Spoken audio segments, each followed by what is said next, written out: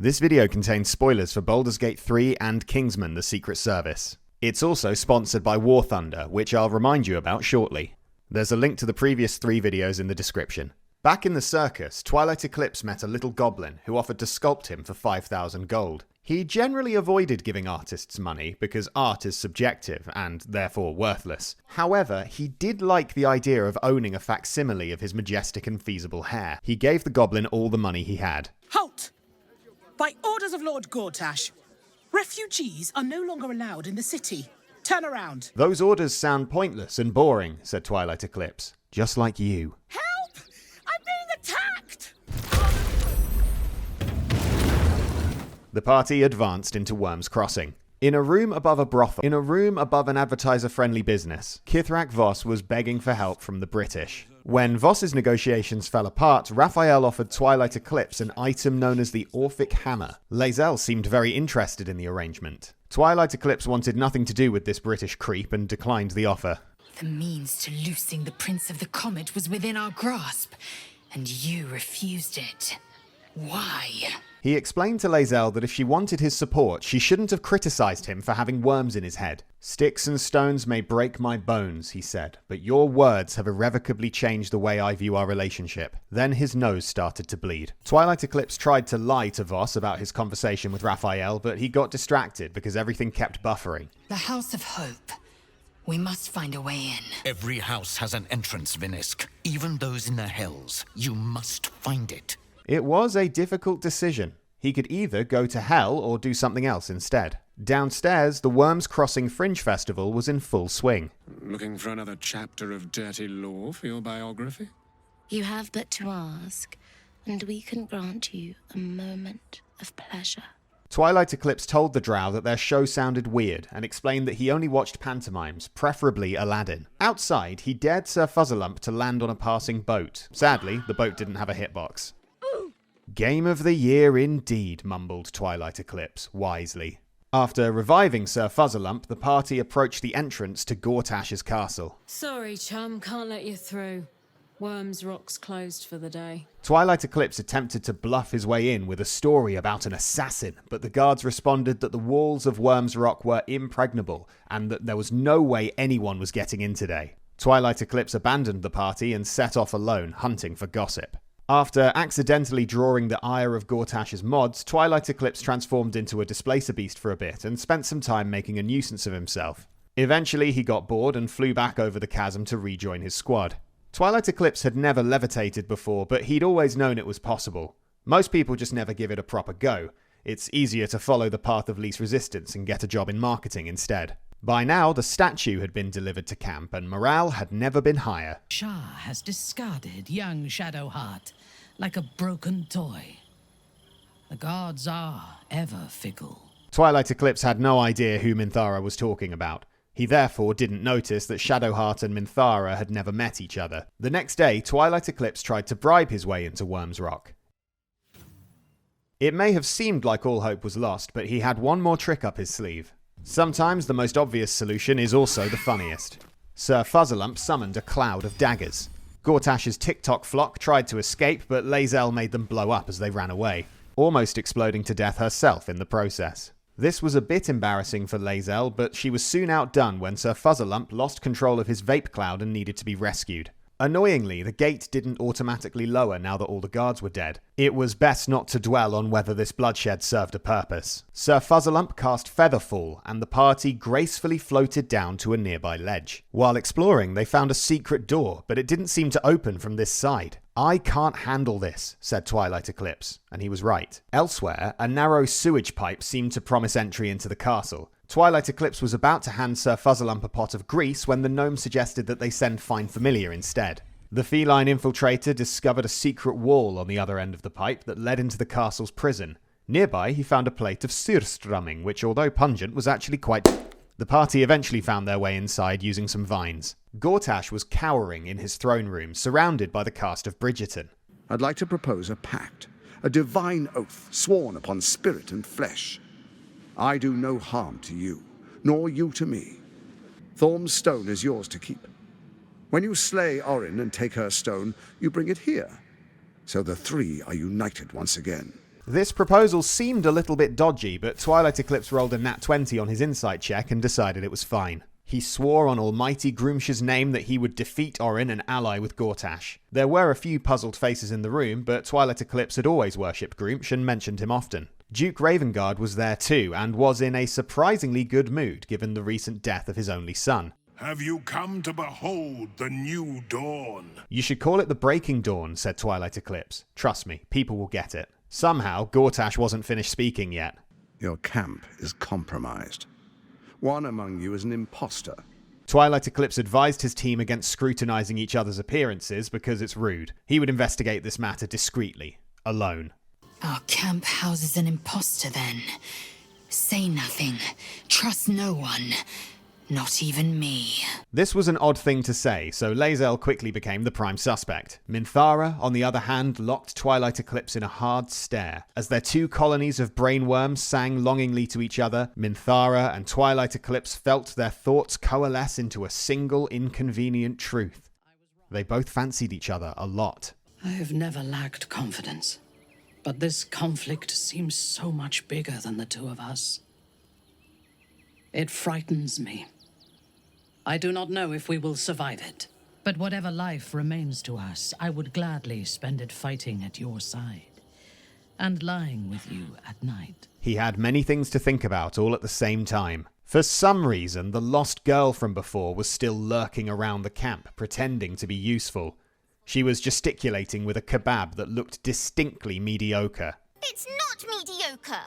You haven't even tried it. It took me hours to chop the little vegetables and get the meat roasted right, and no, you won't even try it. Twilight Eclipse was not at all moved by this pathetic display. He called the child a little minga and threw her kebab into a bush. It turned out that the little girl had actually been an imposter called Orin the whole time, and also Gortash somehow, and then Orin again, which was confusing. Whoever they actually were, they told Twilight Eclipse to kill Gortash and then teleported away. The imposter is dead, said Twilight Eclipse. We have won. Like I said previously, this video is sponsored by War Thunder. Get ready for intense vehicular combat on PC, on your console, and now on your mobile. Choose from thousands of different vehicles, both historic and modern, and join over 70 million players in immersive and breathtaking combat. Let's get into the details here. War Thunder has a new mobile version available on iOS and Android. You can get started now for free, either in the comfort of your own home or on the 462 bus from Guildford to Woking. Each vehicle is modelled into individual components, like engines, fuel tanks, and even the crew, all susceptible to damage and all behaving like their real-world counterparts. I'm personally a big fan of the in-depth customization system, which allows you to express yourself through your vehicle's design. You can make your vehicles look cool, or you can make your vehicles look like this. Play War Thunder today for free on PC, PlayStation, Xbox, or your mobile by following the links down below. If you're on PC or console and you haven't played War Thunder in the past 6 months, you will also receive a massive bonus pack. Treat yourself to multiple premium vehicles, the exclusive vehicle decorator Eagle of Valor, 100,000 Silver Lions, and 7 days of premium account. This offer is only available for a short time, so hurry up. Anyway, where was I? The lower city was a hive of activity where everyone had one thing on their mind. Print issues limiting space, according to our esteemed editor. Used to think those things were going to make me feel safer. Are they going to pay us for the animals they take? The one thing did of course vary from person to person. The party found a temple which conveniently allowed Twilight Eclipse to commune with Groomsh, the mighty one-eyed god about whom he often spoke. Seeking divine favour, he offered a whole rotisserie chicken to the altar. Your offering is accepted, but more evidence of devotion is required. Twilight Eclipse reached for his coin purse before remembering he'd spent all of his money on a statue. Instead, he started offering a series of random items, including a soul coin, a longsword, Karlach's boots, and a bone.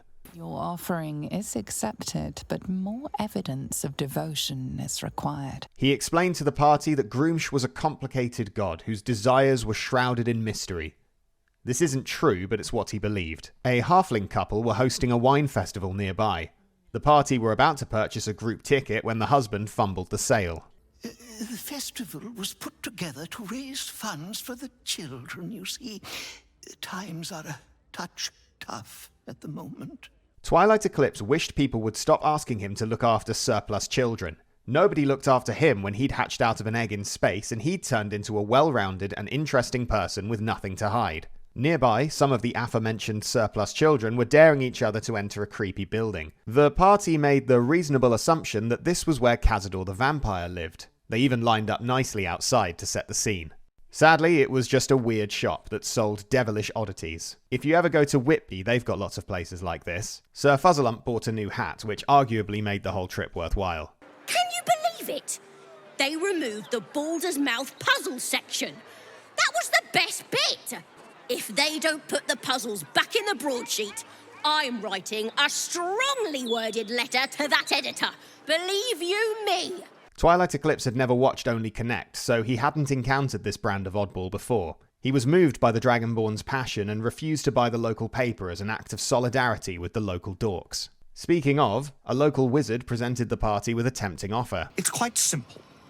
Bring the night song here and collect your reward.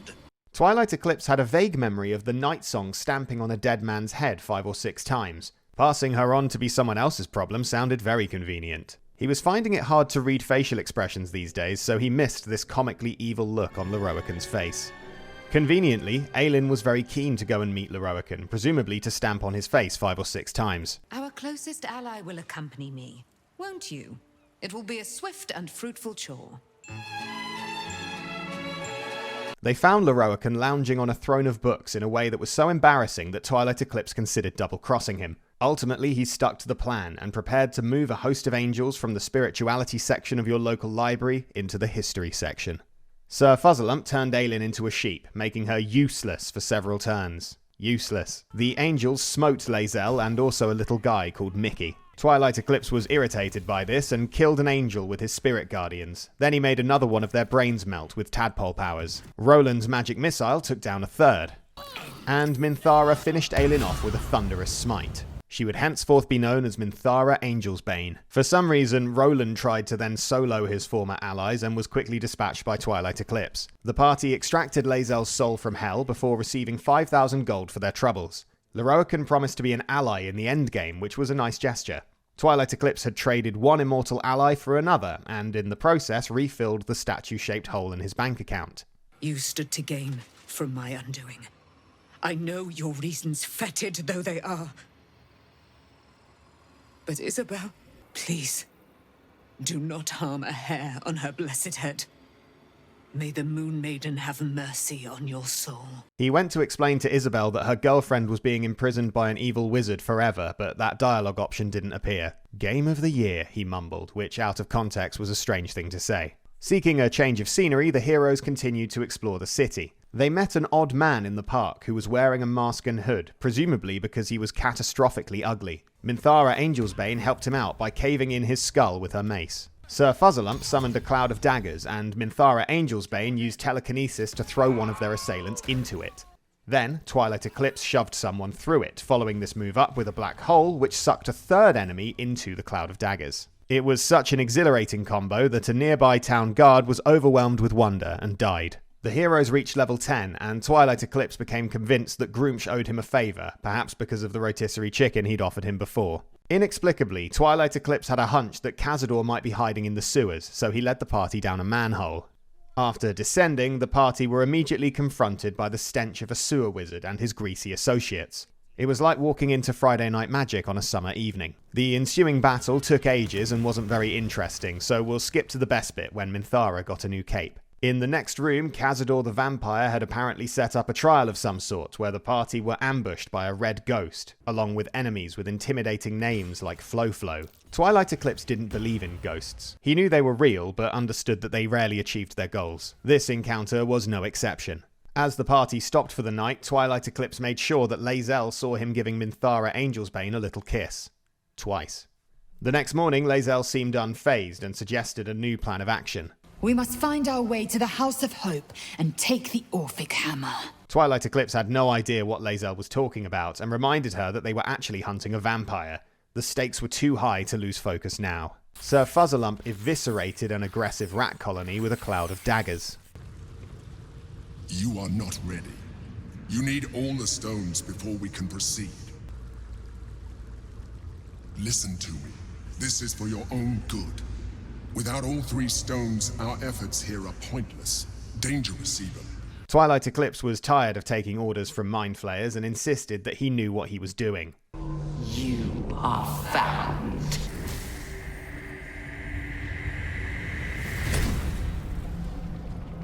I forgot to proofread that bit. What actually happened is that Twilight Eclipse was grossed out by a colony of rats, so he headed in the other direction. In a pile of corpses, they found a clown's head, which it felt prudent to dispose of. Stone seals this chamber against the world. No key, no handle. Better to forget. Better to live. It was obvious that Cazador was hiding on the other side of this door, but nobody could figure out how to get through it. The party tried going a different way, but all they found were the wrong kind of undead.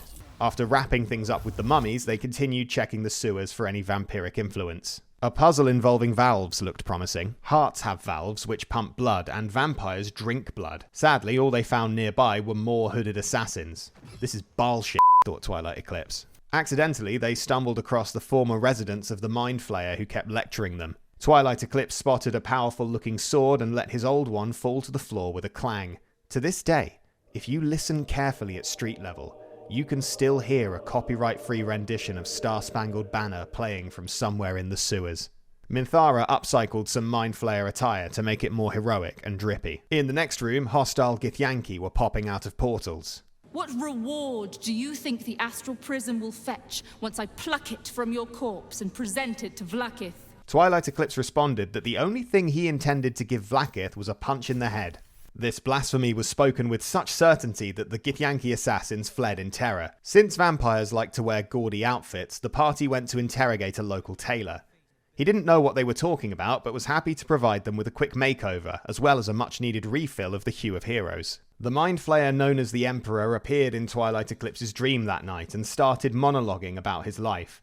Twilight Eclipse would have nodded off if he wasn't already asleep. The Emperor revealed one of its memories to show how it had brainwashed people to accept its ridiculous disguise. "This has no relevance to my life," replied Twilight Eclipse. "I'm bored. You're being boring." The next morning, the party climbed a ladder, hoping to get a lay of the land and finally find Cazador's lair. This is the palace of Cazador Zar. "Bingo," said Twilight Eclipse, which actually made sense here, fair enough. Inside the palace, a pack of wolves were devouring someone's grandma.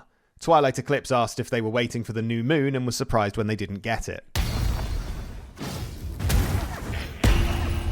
"Werewolves? More like werewolves," said Twilight Eclipse, but nobody laughed. The party leveled up again, and Sir Fuzzalump suddenly understood how to disintegrate people with magic. It was a good thing that nobody had ever antagonized him. Within Cazador's lair, Twilight Eclipse found the Gur children who he'd agreed to save ages ago. They were vampires, which had not been mentioned when he'd accepted the quest. "It's Cazador.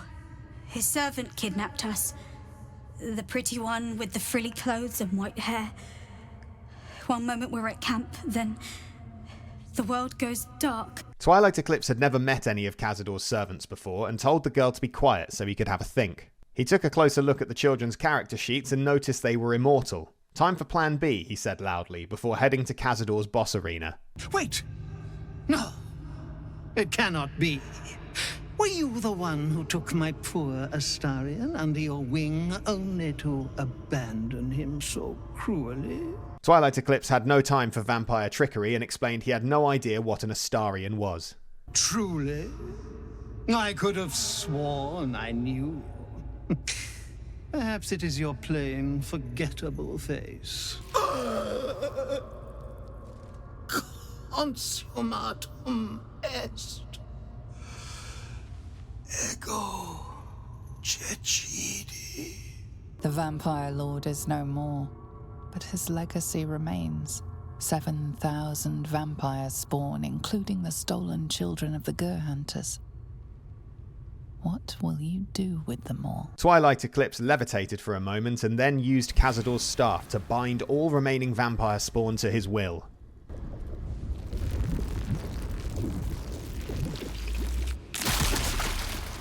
Close enough. Cazador had dropped a key to a bank vault upon death, which seemed worth investigating. "How may the Fellowship of Financiers serve you?" A relaxed tone and easy smile, but the halfling's shifting gaze gives it away. Something has him rattled. Twilight Eclipse announced that he was obviously a cleric of Groomch and that he could fix whatever problem the bank was hiding downstairs in the name of the almighty one-eyed god of the orcs. Alarmingly, this worked. This is why I don't use banks. I keep all of my money safe in an extreme dinosaur's lunchbox buried by the M6 toll road. Downstairs, the party discovered a selection of vaults protected by some sort of teleportation trap. Flying over it didn't work.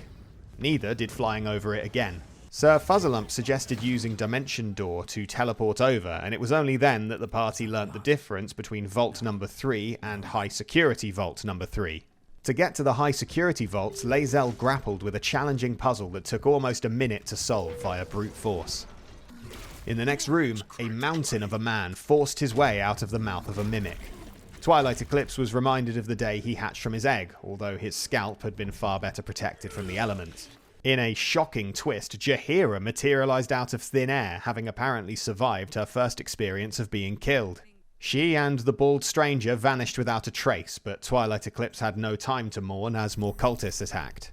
After a long and annoying fight where people kept going invisible, the followers of Baal were vanquished, again.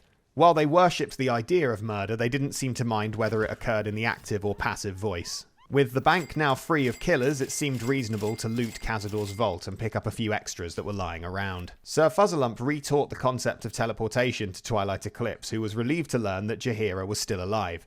She was hiding in the sewers, which was strange. She was also hostile, which seemed out of character. When she died, it turned out she'd been a shapeshifter the whole time. The bald man had also fallen in the fight, and his death had attracted the attention of some sort of rat. Twilight Eclipse wondered why Matt Mercer had agreed to voice such a minor character who only appeared in 2 scenes. Back on street level, Twilight Eclipse discovered the House of Grief.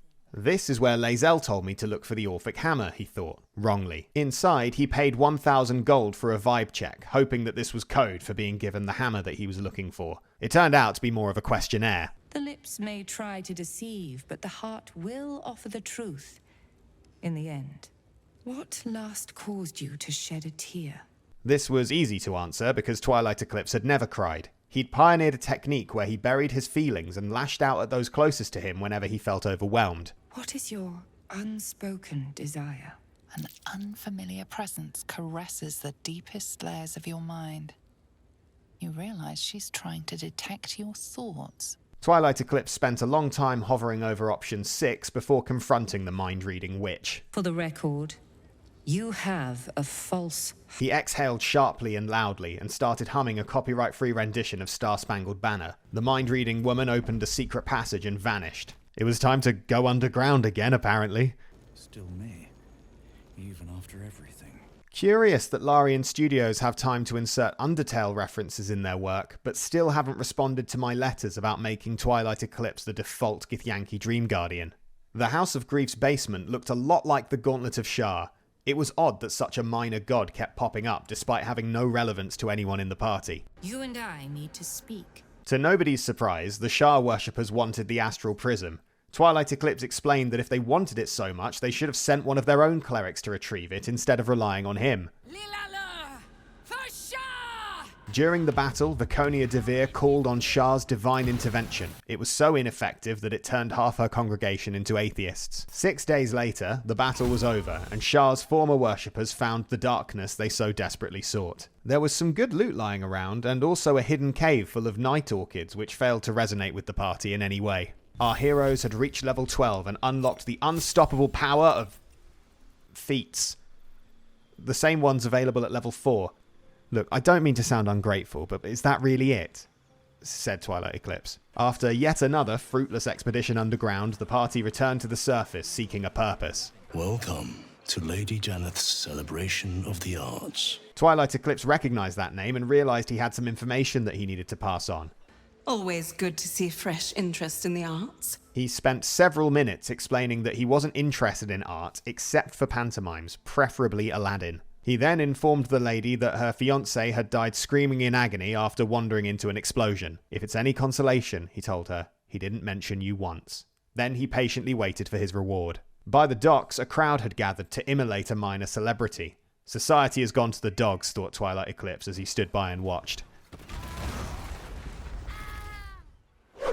Sorry, are you here for a wave servant Holly's funeral? Oh, It's already started. They're just inside. He wasn't really dressed for a funeral, but in fairness, neither was anyone else. What tribute do you bring to honor the Wave Mother's fallen daughter? Twilight Eclipse didn't have anything tangible to offer, so he offered up some violent thoughts and vengeful prayers in Groomsh's name. The mermaid explained that her friend had been killed by some sort of metal monster. Twilight Eclipse was delighted by this news and ran to tell the others that they finally had something important to do. Sir Fuzzlelump asked if it had anything to do with defeating Orin, and Twilight Eclipse replied that it definitely did.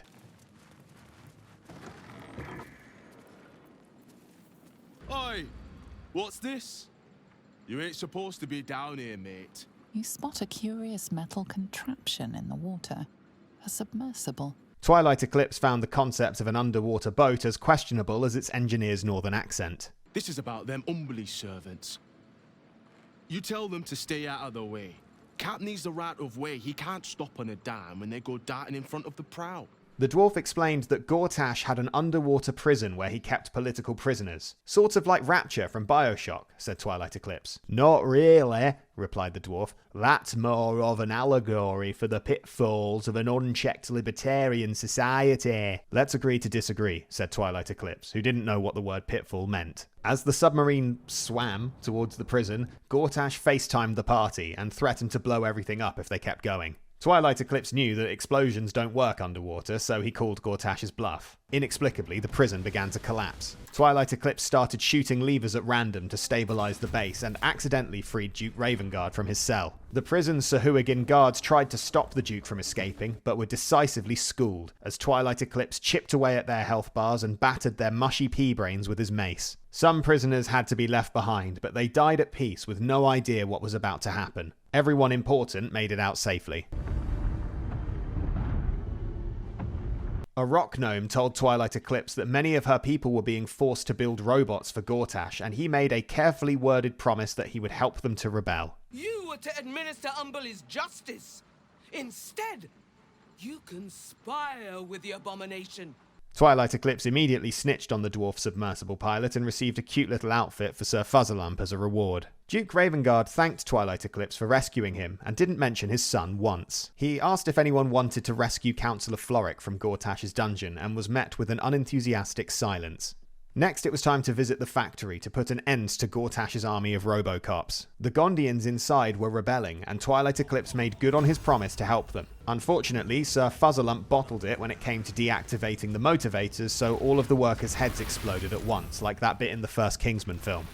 One of the Gondians survived this, but he was reduced to viscera when a robot blew up in his face. Up ahead, the party found a room full of brains in jars, who had come to the consensus that subscribing to a YouTube channel was beneath them, even though they'd watched almost 2 hours of scripted content for free. Gortash's magnum opus was waiting for the party in the next room and started spitting hellfire. It was like if Lin-Manuel Miranda was cast as Judge Frollo. Embarrassingly, the robot was barely able to defend itself and spent most of the fight cowering both from and within a cloud of daggers. Twilight Eclipse tried to figure out how to turn off the robot army. Sir Fuzzlelump was able to figure out how the machine worked but didn't know the password. Twilight Eclipse said he'd have a guess and successfully initiated the factory's self-destruct sequence. It is possible that the volatility of Gortash's creations reveals a deeper message about the self-destructive nature of ambition. Twilight Eclipse didn't consider this, though. He was too busy thinking about who would be in charge once he killed Gortash. Twilight Eclipse visited Raphael and told him he'd changed his mind about the deal he'd been offered before. He'd recently realized that he could say one thing and then do the opposite. He wondered what his life would have been like if he'd known this sooner. A pleasure doing business with you. It was so simple. All he had to do was remember to double-cross Raphael once he was finished with Orin and Gortash. The party fought their way through Gortash's throne room, seeking access to the top of Worm's Rock. Sir Fuzzlelump summoned a cloud of daggers and then used magic to disintegrate the castle's warden, who hopefully deserved it. I once saw value in our alliance, but you have proven most disloyal. Your actions sparked the fall of my steel watch. Whatever bargain we might have made fell with it. Twilight Eclipse tried to gaslight Gortash by saying they'd never agreed to an alliance, but he wasn't buying it. The people will celebrate your fall and my part in it. Now, roll over and die. Things did not start well for the party. Twilight Eclipse did his best to keep people on their feet, but the odds had turned against him. "Almighty Groomsh," he cried, "my dread lord about whom I often speak, grant us a quick reset to full health." Some say it was the conviction in Twilight Eclipse's voice that drove his party onwards with new vigour. Others say it was the intervention of Groomsh himself. One group is wrong, as is often the case. Before long, Gortash was standing in a cloud of daggers and covered in poison. He entered phase 2 of his boss fight by becoming bigger and scarier. He knocked Lae'zel to the floor in a single punch. He tried to flee away from the cloud of daggers, but Minthara Angelsbane used telekinesis to throw him right back where he belonged. Finally, in an act of unparalleled heroism, Twilight Eclipse's shirtless angel friend flew willingly into the cloud of daggers to deliver the finishing blow. Then a bomb exploded and Twilight Eclipse fainted. In the castle's dungeon, they found Councillor Floric, moping. It's over. I will soon be hanged on the city gallows to a chorus of cheers. Twilight Eclipse didn't like Floric's defeatist tone and left her in the prison to develop a more positive outlook. They now had 2 of the 3 magic gems, but Twilight Eclipse knew that they would need to change tactics to catch Orin the Shapeshifter. Everyone knew who he was and thought he was a hero. This indelible truth would make it difficult to get close to the city's criminal underworld. After finding a disguise kit in a hidden room, he knew what he needed to do. Halt, Civvy. Turn back. This is an active crime scene. Hold on, Thornhill. I'm tired of standing here. Devella's been up there for ages. Some diversion would be welcome. The guards had no idea who he was. The disguise was working perfectly. Name, rank, and reason for interrupting an active crime scene. For your sake, the last one better be bloody good. He explained that his name was Ian, and that he'd been ordered by the police force he was in charge of to find the Baal cultists and kill them. Devella was thankful that the police had finally sent someone important, and explained that she'd identified a list of people who were at risk of being murdered. Ian argued that the same is true of everyone, but a lead is a lead, so he agreed to investigate. One of the targets was involved in running the wine festival. Ian deduced that Cora had poisoned some of the wine. He needed to test his theory, so he asked for a glass. Surprisingly, Cora drank some too, and it turned out that a small army of clones were the actual culprits. Once the assassins were dead, Ian broke free from his paralysis and lamented that he hadn't arrived in time to stop the killers due to delays caused by pencil-pushing bureaucrats back at the station. As each new murder victim was discovered, Ian would mutter something similar about paperwork before quickly moving on to the next location. One of the targets on the list was still alive, so Ian warned her to watch out for murderers. Huh. Come on then, mate. Who would want me dead? She raised a fair point, so he left her to it. As Ian arrived to interrogate the tailor, he discovered that he was in the middle of being murdered. "Oi, get away from that man who I've never seen before in my life," he yelled convincingly. Once the assassins had been taken care of, Devella revealed what she'd learnt. These killings aren't random. In fact, they seem to be part of some sort of test. The killers paralyze their victims, take their hands as an offering for Baal. It grants them access to a tribunal. From what I could gather, it's some sort of rite of initiation for aspiring cultists to prove their worth. Ian always carried a spare hand with him in case he needed to count to 15, so he told Devella to leave the rest to him. The secret entrance to the Death Shrine was hidden inside a funeral parlour, which was charmingly on brand. A secret door asked for the colour of night, and Ian responded by splintering it with a single kick. Within the hideout stood 3 knights, one who always told the truth, one who always lied, and one who only spoke in platitudes. Everything happens for a reason. For the second time in his life, the Githyanki hero found himself in front of a tribunal. He reminded the assembled parties that Sir Fuzzalump was technically an independent contractor and not a worker. When Saravok announced that it was time for Ian to be judged by Baal, Ian revealed that he was actually Twilight Eclipse and had been wearing a disguise the whole time. "You mean your whole life?" replied Saravok. "No," said Twilight Eclipse. What a weird question. Sir Fuzzalump transformed Saravok into a sheep, which was very useful. Then the party beat him to death inside a cloud of daggers. Minthara suggested a group photo, and everyone agreed that was a great idea. Twilight Eclipse thought he'd seen everything, but the flying elephant that was chained up nearby made him doubt himself. There is no end to the ugliness in this world, he thought, loudly. After a quick pit stop at camp to remove his disguise, Twilight Eclipse returned to the sewers after learning that the door they found earlier actually led to Orin instead of Cazador. Inside the Temple of Baal, Orin had captured the annoying little girl from before. This was confusing because Twilight Eclipse thought Orin was the little girl from before. When Orin proceeded to stab the girl to death, it seemed plausible that he was mistaken. Then Orin exploded and was replaced by a lizard that was much more threatening. It was another embarrassingly easy encounter in which Minthara insisted she be given the killing blow for plot reasons. In the lizard's dying moment, it flailed melodramatically before turning into a skeleton and melting. The child did not survive to witness your triumph. All life within her was extinguished by Orin's blades. But you still live. The fact that Twilight Eclipse was still alive was obvious and didn't need to be said. This is why one narrator is enough. The Emperor mistook Minthara Lizardbane for Twilight Eclipse and told her to take the 3 magic gems and confront the Elder Brain. That night at camp, she told Twilight Eclipse there was something she needed to say. When you first knew me, I was no different to Orin. A mad woman, butchering prey in the name of a god who would discard me without a thought once I was no longer of use. If you had killed me when we first met, I would have been just one more casualty of your crusade against the Absolute. And nobody would remember me.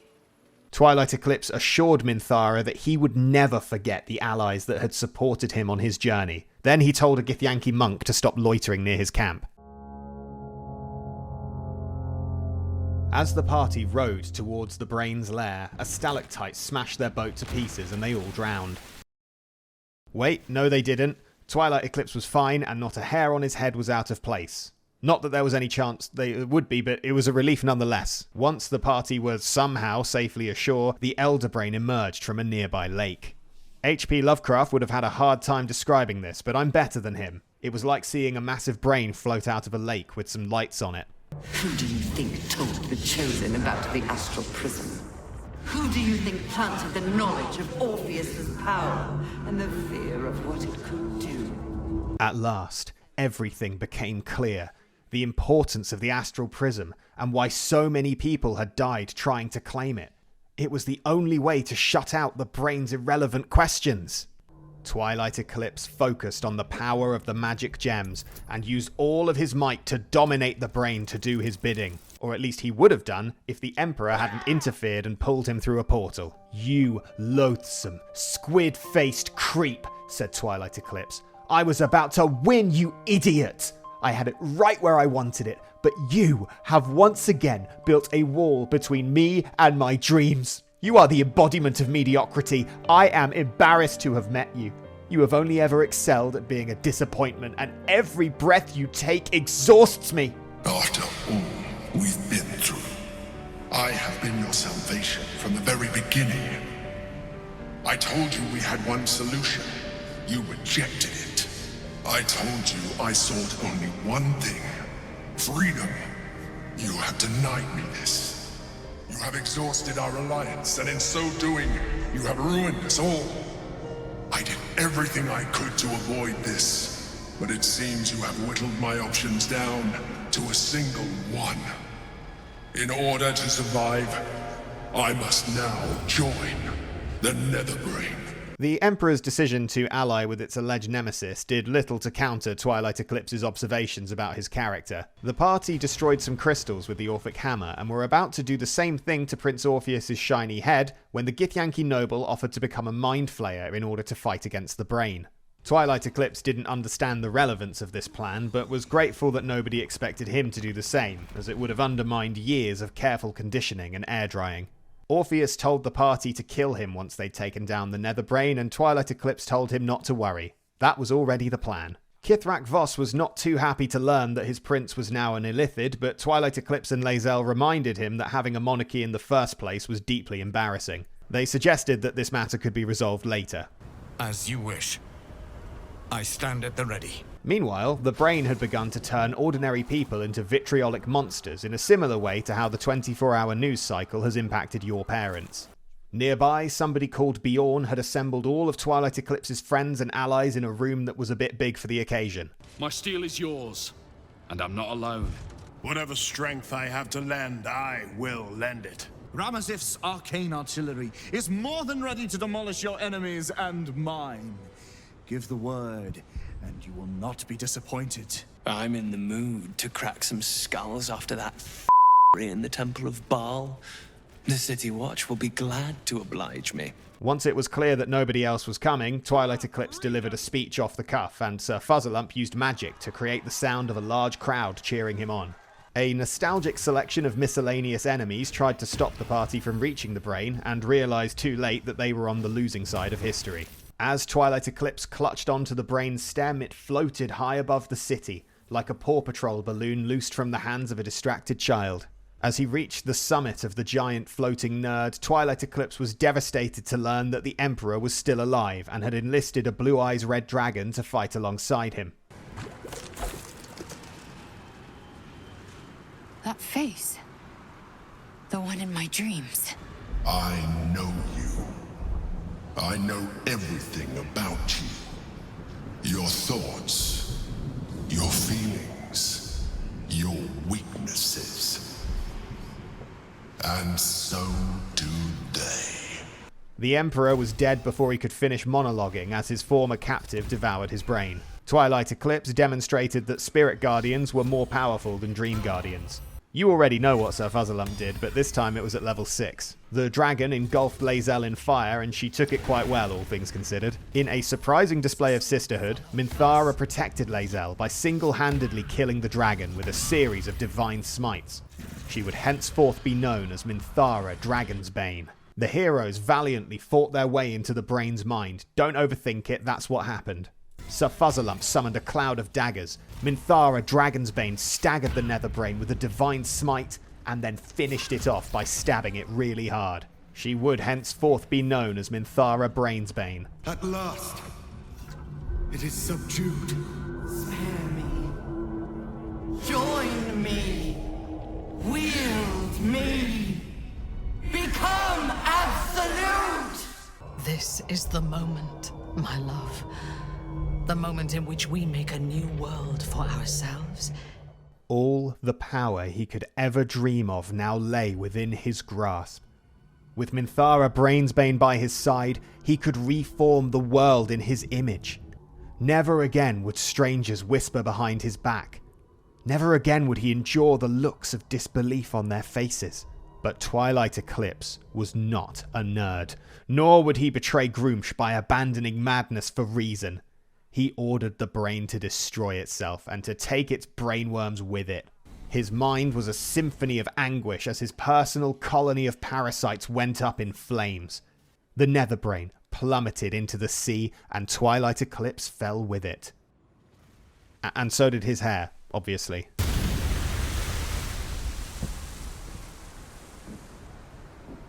He was fine because he landed in water. It is done.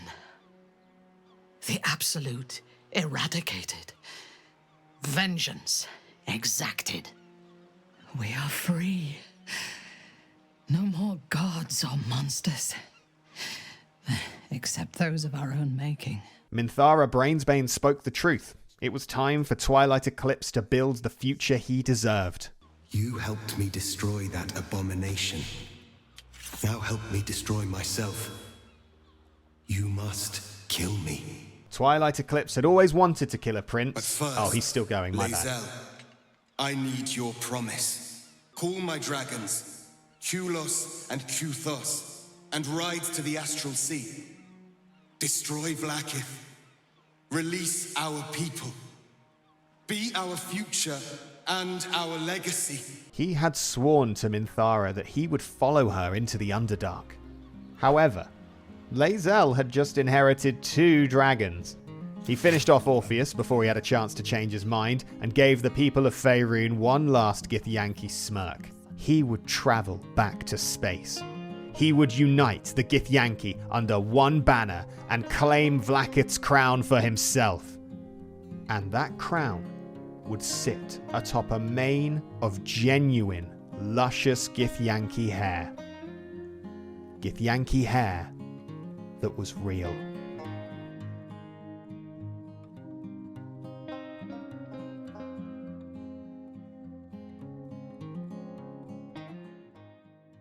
Thanks again to War Thunder for sponsoring this video. Don't forget to play for free now on PC, PlayStation, Xbox or mobile using my links in the pinned comment or the description. If you're on PC or console, you can access the massive bonus pack, but remember, this is for a limited time only, so you need to hurry up. Thank you for journeying with me to the end of Twilight Eclipse's story, and an extra thank you to my new patrons, Cookiebug, Alex Hackman, Stephen Gibson, Gray, Kawi, Dave023, Brick, Damp Foxes, No Wonder Alice, Amchero, and Dana and Jorge. Also all these other people. Thanks.